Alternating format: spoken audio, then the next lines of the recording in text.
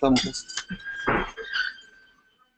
Bonjour à tous, bienvenue sur ce webinaire des avantages du modèle MSP qui vous sera présenté par Gilles Guéral et Thomas Bress, donc d'MSP. On va commencer par une présentation de Oui, Gilles Guéral et je ensuite suis là. nous commencerons et ensuite, excusez-moi, donc Thomas Bress prendra la parole. Vos micros sont coupés, donc si toutefois vous aviez des questions à poser, n'hésitez pas à les mettre par écrit. Et nous y répondrons à la fin de ce webinaire. Donc Gilles, c'est à toi. Bonjour à tous. Est-ce que vous voyez mon écran déjà pour commencer?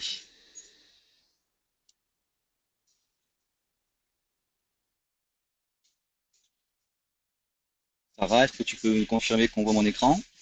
Oui, Gilles, nous voyons ton écran. Parfait. Donc merci, désolé pour ce début un peu scabreux. Il se trouve que j'ai eu 3h30 de retard sur un avion, donc ça a légèrement chamboulé mon agenda. Donc merci à tous d'être présents sur ce webinaire. Donc merci Sarah pour cette introduction. Donc effectivement, on voulait comme vous savez, Wildix prend une orientation vers un modèle qui est un modèle as a service, notamment Unified Communication as a Service. Et dans ce cadre-là, donc, on a identifié un partenaire qui s'appelle BMSP, qui est un partenaire en fait qui se présentera par lui-même, effectivement, euh, dont un des attraits est de proposer un portfolio de services pour le modèle MSP. Moi, pour ma part, je voulais avant tout faire peut-être une petite introduction sur le métier, en fait. Le métier, parce que ça vous a pas échappé, il y a aujourd'hui un bouleversement de la demande. C'est-à-dire qu'aujourd'hui, si vous prenez vos clients habituels, les entreprises avec lesquelles vous travaillez, vous avez certainement observé un changement, notamment dans la demande, qui se justifie de différentes façons par l'usage. Vous avez aujourd'hui sur le marché des jeunes qui arrivent, hein, la génération Z, la génération 2000, la génération connectée, bon, peu importe, on va appeler ça les jeunes, qui sont en train de rentrer sur le marché du travail, donc qui sont quelque part les employés de aujourd'hui et peut-être même les patrons de demain. Et ces jeunes aujourd'hui arrivent avec des habitudes de consommation qui sont différentes de celles que on a nous eu l'habitude d'avoir. Tout l'habitude d'avoir une habitude de consommation propriétaire de ce qu'on consomme, alors que les jeunes d'aujourd'hui arrivent avec un mode de consommation à l'usage. Euh, ce n'est pas un hasard si vous avez l'usage avec Airbnb, avec Blablacar, avec Uber. Donc on est vraiment dans un mode où la consommation, le mode d'usage, la consommation du grand public est en train finalement de se transférer sur les entreprises. Les technologies aussi ont aidé à cette transformation de la demande, puisque aujourd'hui les technologies permettent de déporter quelque chose qui était initialement déployé dans une entreprise. Si on parle par exemple des outils de collaboration unifiée ou les IPBX, de les déporter dans le cloud parce que les technologies le permettent, parce que la bande passante, la fibre, la distribution de la, on va dire du mode de distribution fait que on a tendance aujourd'hui à utiliser plus facilement du cloud pour simplement le fait que les technologies le permettent. La réglementation également permet de faciliter tout ça, puisque se retrouvant maintenant dans un mode où vous constatez de plus en plus de clients ont des solutions dans le cloud, bah, effectivement, ça amène un certain nombre de problématiques sur la réglementation. Et donc, c'est un hasard si la communauté européenne, l'Union européenne plus exactement, a mis en place le RGPD pour réglementer, je dirais, l'usage et la propriété des informations qui sont a priori les vôtres initialement. Et enfin, dernier point, sur cette demande qui est en train de se modifier et que probablement vous voyez tous les jours, c'est le côté financier, l'investissement. Aujourd'hui, les directeurs informatiques, les directeurs de sécurité, les responsables informatiques, les DSI, hein, comme on dit, n'ont plus les mêmes budgets, ou en tous les cas, les budgets sont transformés. C'est-à-dire qu'ils passent aujourd'hui d'un modèle où un DSI avait 10, 20, 30 000 euros en investissement qu'il pouvait réaliser pour les 3 prochaines années, en one shot, à un modèle où son budget est serré sur 10 000 euros par an. Donc au lieu d'avoir 30 000 euros sur l'année, pendant 3 ans, il a 10 000 euros par an. Donc on passe en plus dans un modèle, aujourd'hui les DSI sont confrontés aussi à une autre façon de consommer leur budget. une consommation CAPEX, finalement, on passe à une consommation, disons-le, OPEX. Donc ces quatre éléments, je dirais, fondamentaux, font qu'aujourd'hui, il y a un véritable changement qui se fait dans la demande que vous font ou vont vous faire vos clients ou vos futurs clients. Donc c'est pas un hasard si, alors ces chiffres que vous voyez à l'écran, donc c'est les chiffres qui sont sortis des études de Gartner, donc vous connaissez probablement, hein, société de conseil dans l'IT, mondialement connue. C'est pas un hasard si effectivement aujourd'hui l'externalisation de la gestion des services cloud managés va doubler d'ici 2022. Ça veut dire quoi? Ça veut dire que vous aurez 2 fois plus concrètement de demandes de vos clients de gérer les solutions cloud de vos clients. Donc je ne parle même pas de la gestion en termes de consulting, de conseil sur le choix, mais simplement la gestion des services cloud va doubler. Et l'autre point, c'est les CEO, donc les DSI, quelque part, ont dans leur top 3 des priorités d'investissement le cloud. Alors ça, c'est pour la demande. L'offre aussi a changé. C'est-à-dire qu'on passe aujourd'hui d'un modèle du cloud first où un constructeur habituellement a une offre appliance et sort une offre cloud à un modèle cloud only. Je cite des exemples au hasard que vous connaissez tous, Zoom, Slack, etc., etc. Toutes ces solutions-là sont des solutions qui émanent et qui ne proposent que des solutions cloud. Il est hors de question d'installer une appliance quelque part chez le client. Donc ce n'est plus du cloud first, c'est du cloud only.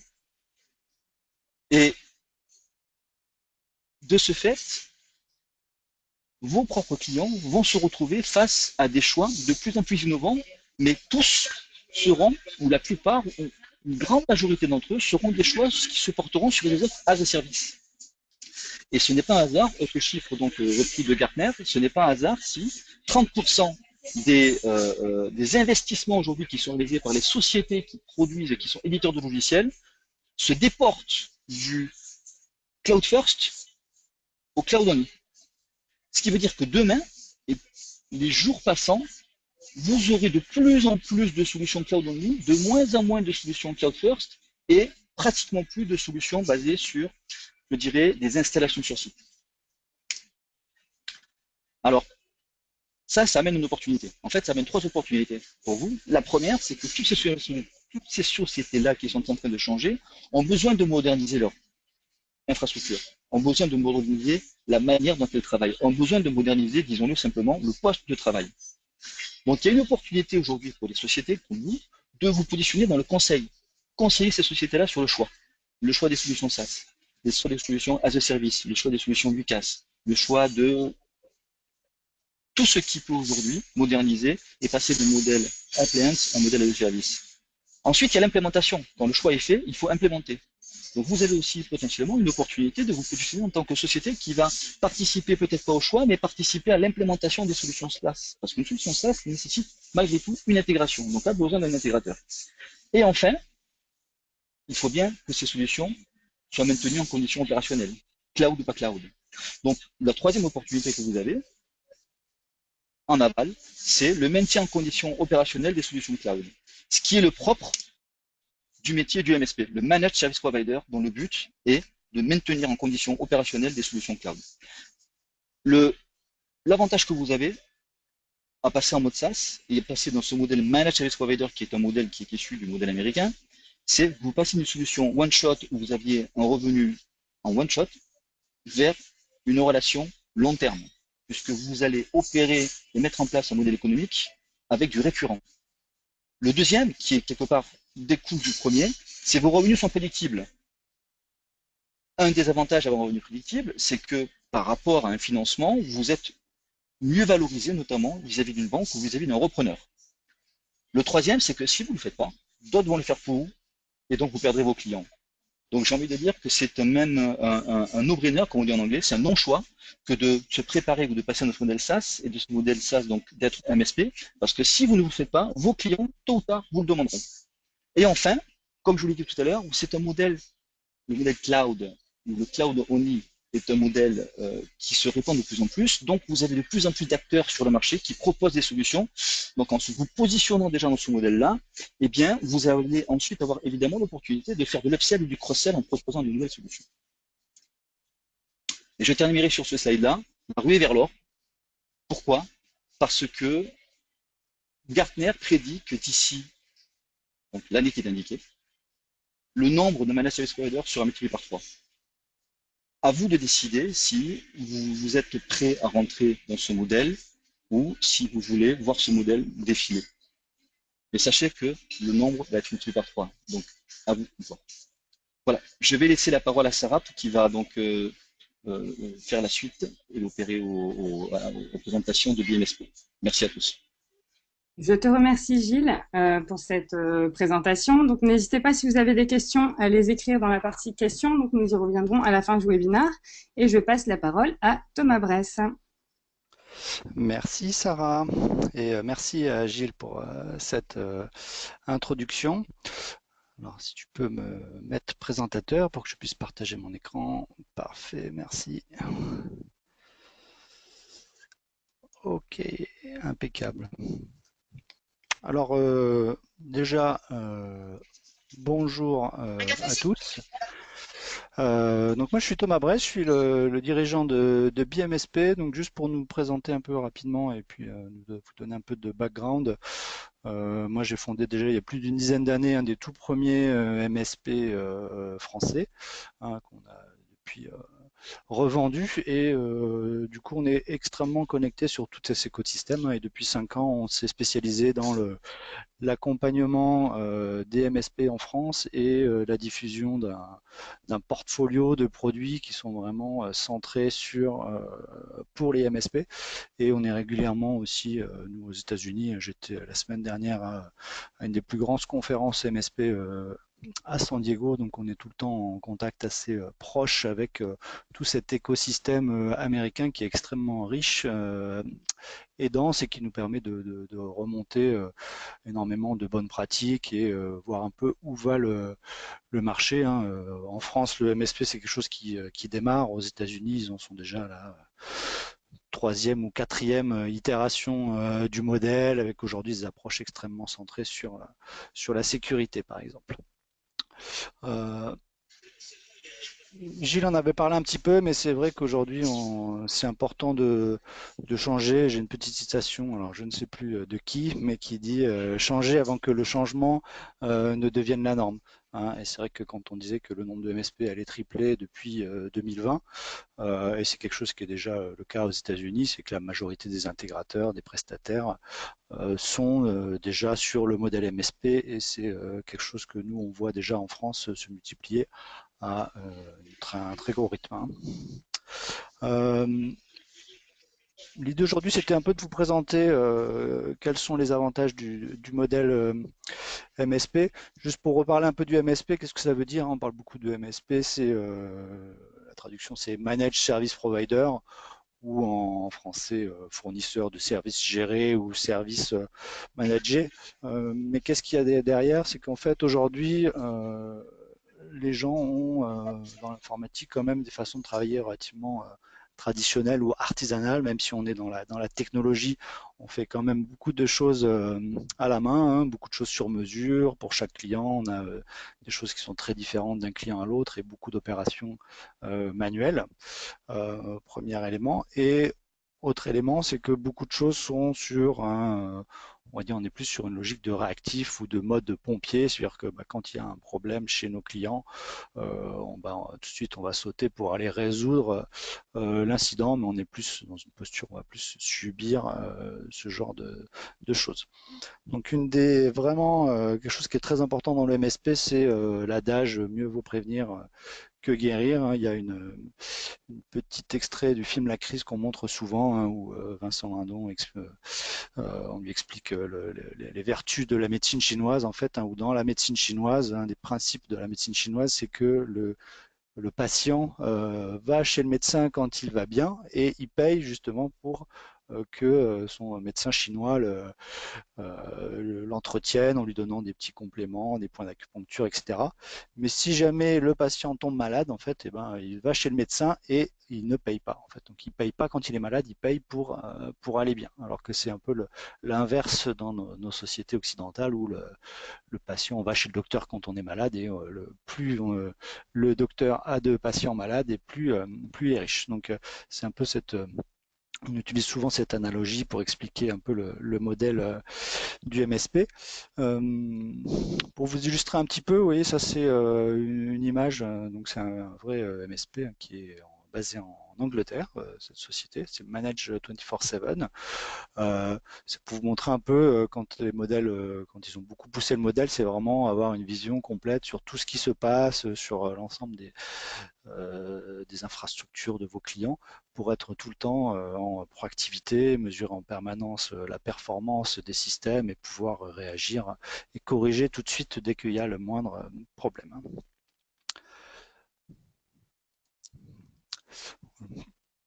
Dans un MSP, il y a trois gros piliers, hein, et c'est comme ça que nous on caractérise vraiment qu'est-ce qu'un MSP et si on est un MSP ou pas.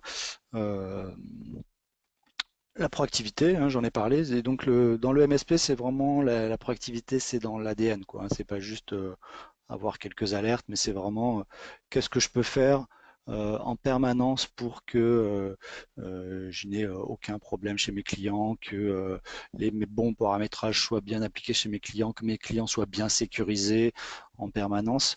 Donc il y a vraiment une démarche extrêmement liée à la proactivité et le préventif. L'autre pilier important, c'est l'automatisation. C'est comment est-ce que je passe justement de l'artisanat à l'industrialisation. Donc, quels sont les outils que je peux utiliser pour me faciliter et gagner du temps au quotidien.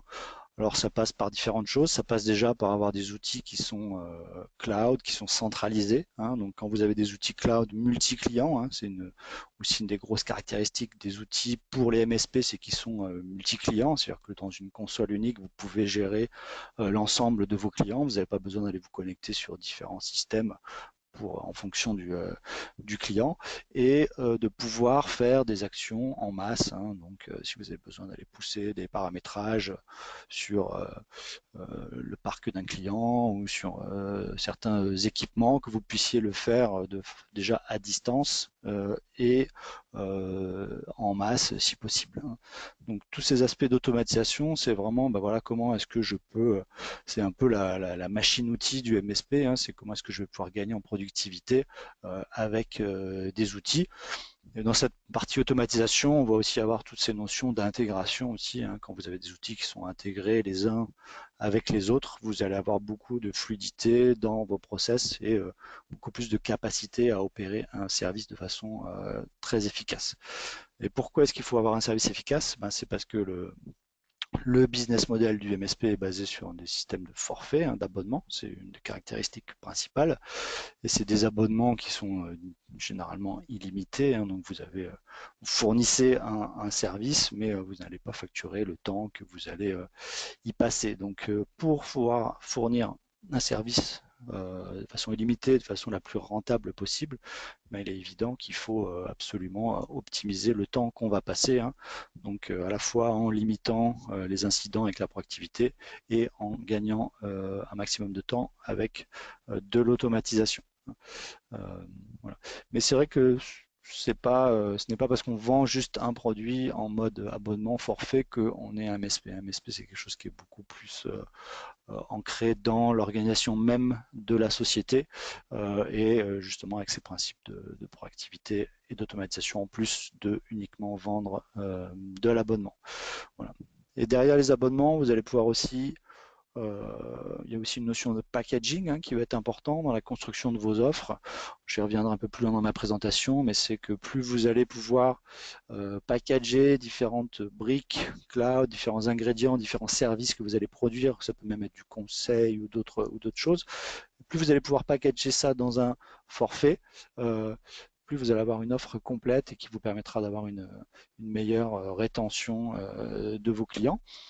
et on va aussi avoir beaucoup de modifications dans les unités de vente. C'est-à-dire que là où traditionnellement on allait vendre une licence, etc., où tout était vraiment très découpé, maintenant on va être de plus en plus sur de la facturation à l'utilisateur, au poste, au site, quelque chose qui soit beaucoup plus parlant pour le client final et dans son prix à l'utilisateur ou au site il va avoir tout un nombre de services inclus dedans.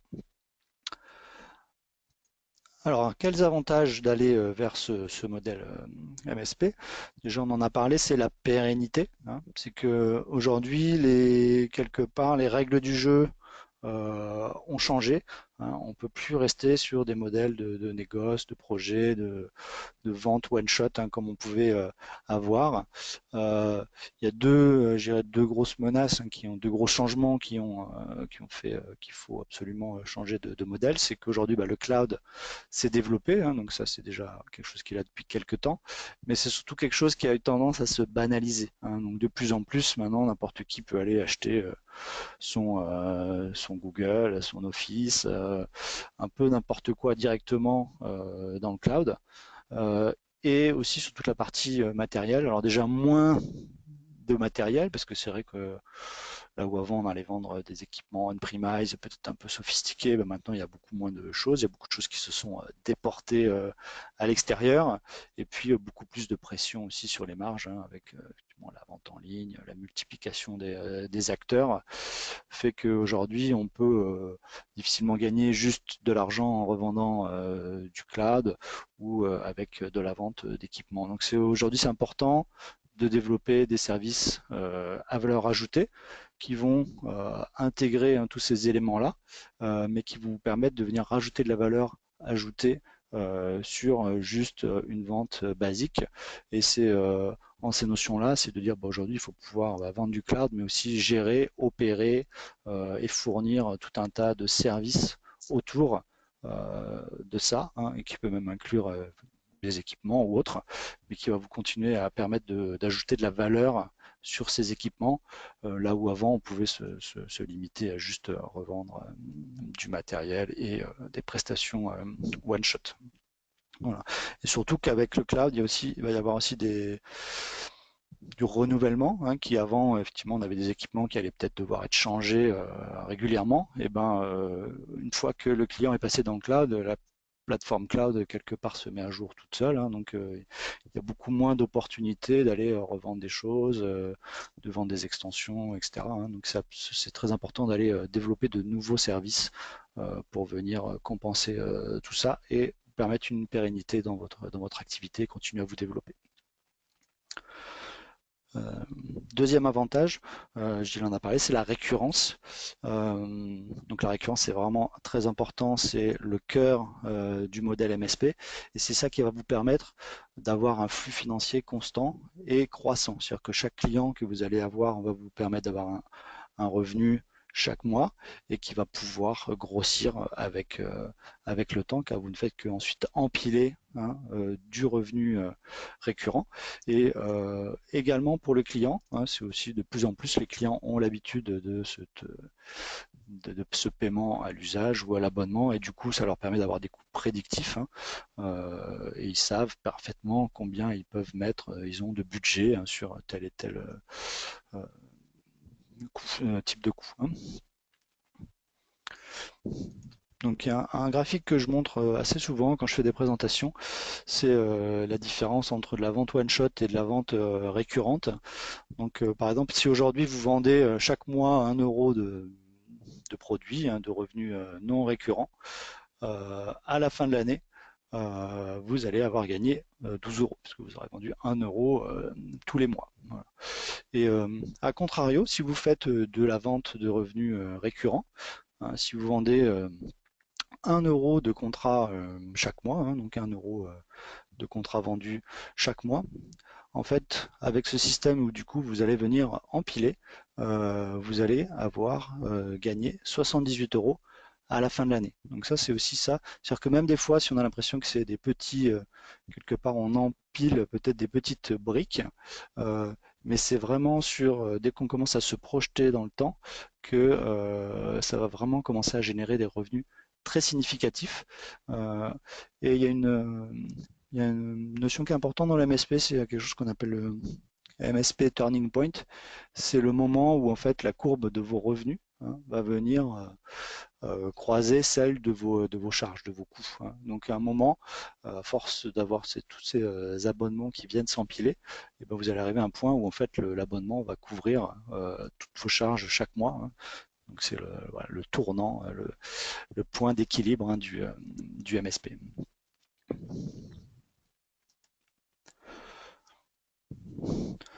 Troisième élément important, c'est la diminution du nombre d'incidents. Ça veut dire comment est-ce que je vais faire pour réduire mon bruit chez mes clients. Donc c'est toute cette notion de proactivité. Donc quand vous avez moins d'incidents, du coup, toutes vos opérations vont être beaucoup plus fluidifiées. Donc c'est vraiment quelque chose qui est dans l'ADN du MSP. Il y a plusieurs leviers qui vous permettent d'avoir moins d'incidents. C'est déjà tout ce qui va être supervision, surveiller ce qui se passe chez les clients, les systèmes, s'assurer que tout est bien conforme et être alerté au moindre décalage, au moindre problème et pouvoir de façon proactive y remédier.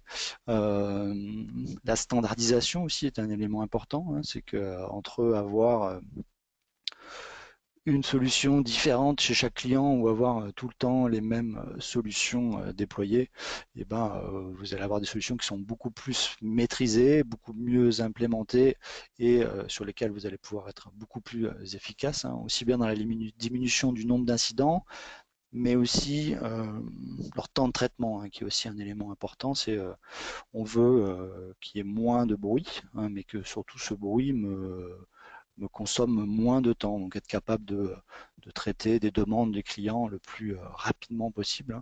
Et plus vous allez avoir des environnements homogènes, plus vous allez être efficace et plus vous allez avoir de temps.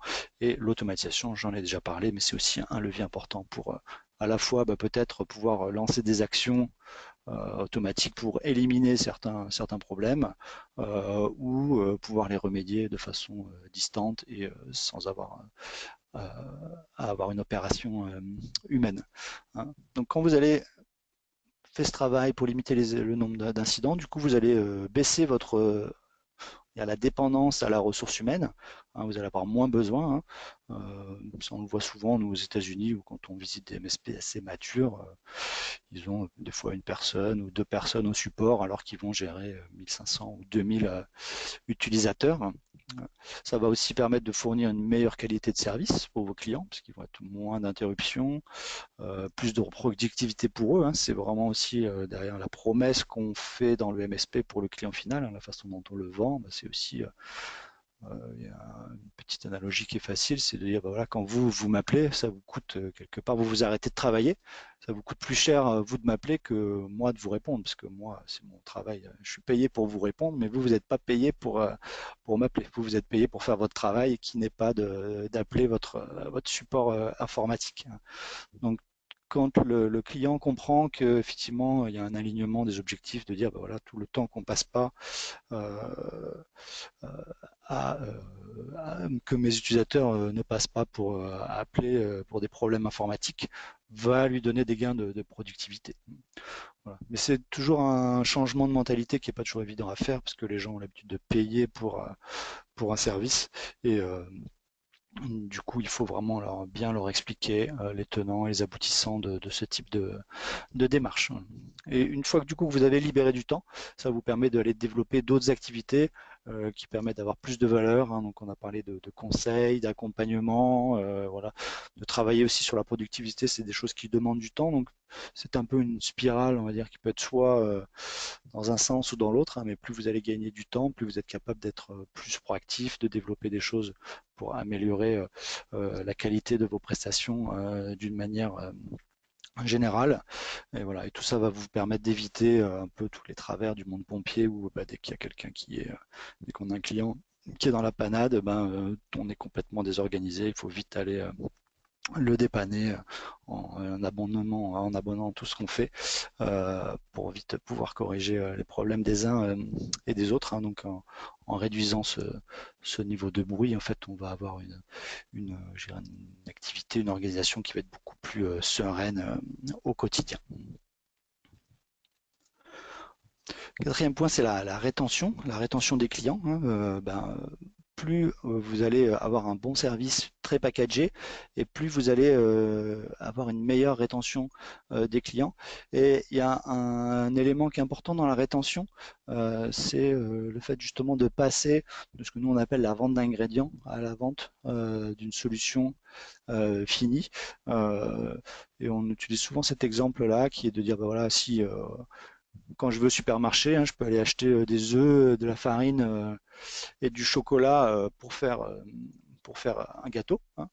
Euh, voilà. Si quelqu'un va au supermarché, n'importe qui peut acheter de la farine, hein, entre une farine A ou une farine B, il n'y a pas de différence, hein. Donc, par contre, si vous voulez vendre un gâteau à votre client, un gâteau au chocolat, c'est vraiment une recette, hein. Vous avez la bonne recette, les bons temps de cuisson, le petit ingrédient miracle et tout. Donc c'est vraiment quelque chose que vous avez conçu et que vous développez. Mais néanmoins, il y a toujours de la farine, des œufs et du chocolat. Donc si vous faites de la vente d'ingrédients, c'est-à-dire que si vous êtes un supermarché, votre client il peut aller acheter sa farine ailleurs, il peut acheter ses œufs ailleurs.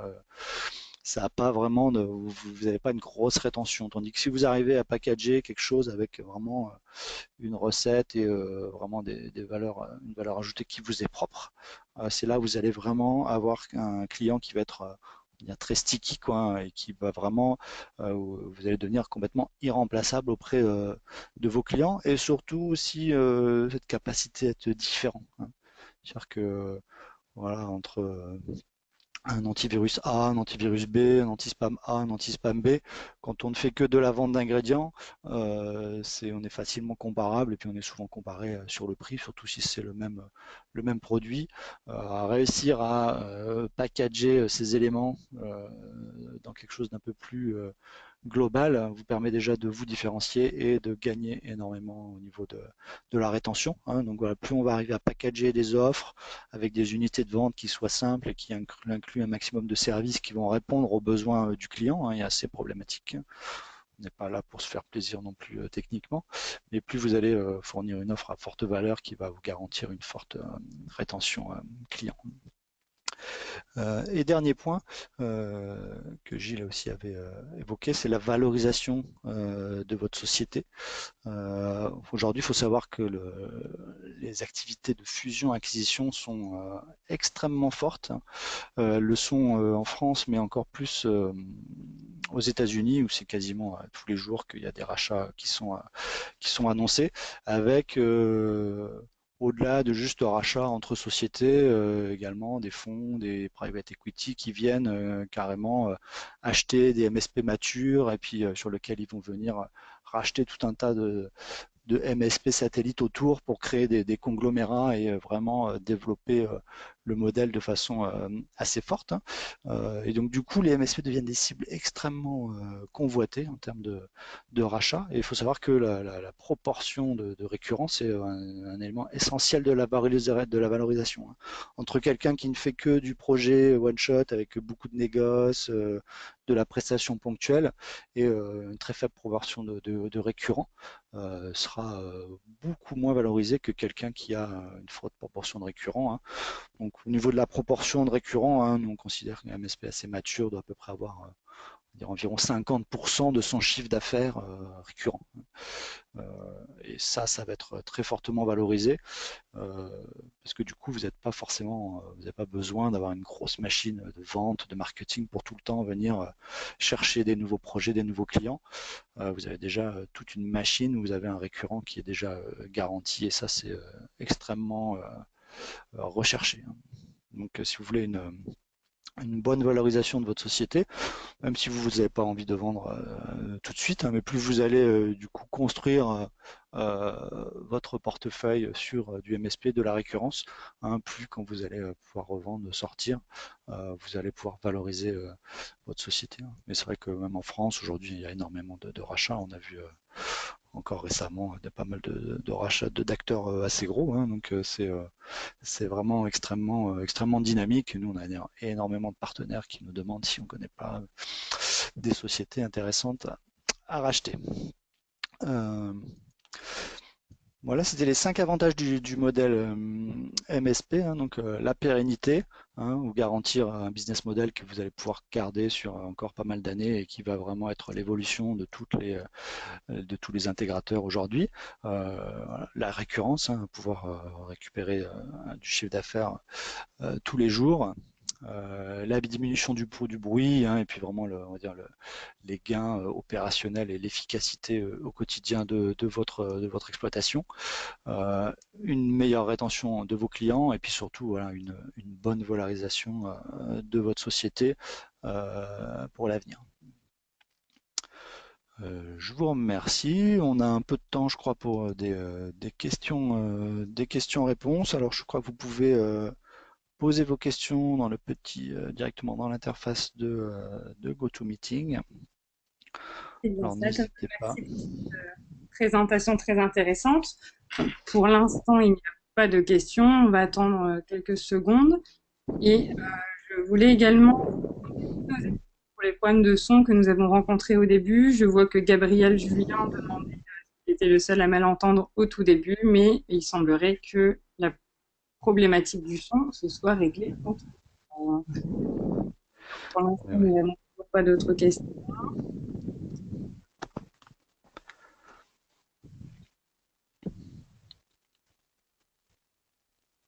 Non, il semblerait que nous n'ayons toujours pas.